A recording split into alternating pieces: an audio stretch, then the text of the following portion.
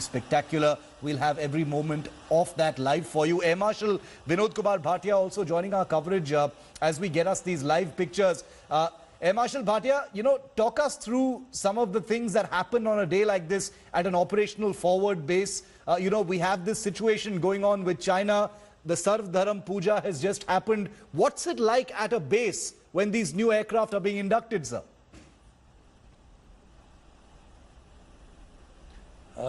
Yes, I think it's a very momentous day.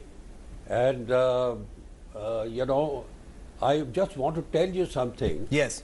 Is that Ambala, for example, much has been said about it, the oldest base of the Indian Air Force.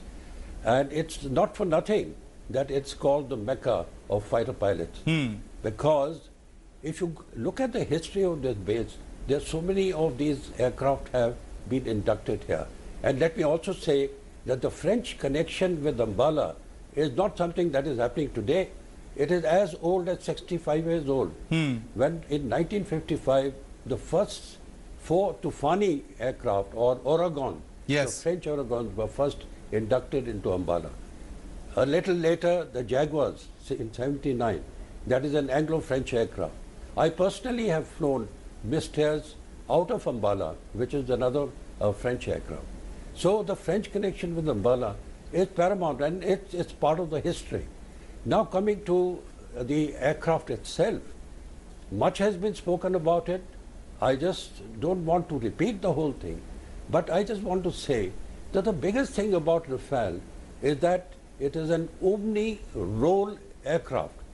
And in that sense, what we have to understand is that in the same mission, it can carry a multitude of tasks. Yes. We have spoken about air dominance. We have spoken about its strike capability.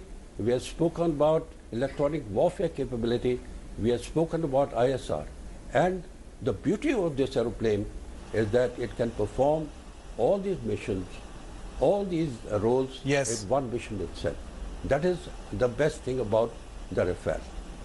And once again, I would say that what touches us, or that touched me personally, is that the multi-religious ceremony which has been performed, which also shows indeed how India is a home to practically every religion in the world. India, well said, historically has always been a peace-loving country.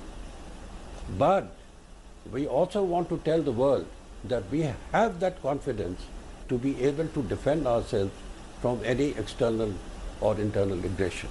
And Rafale actually strengthens that resolve.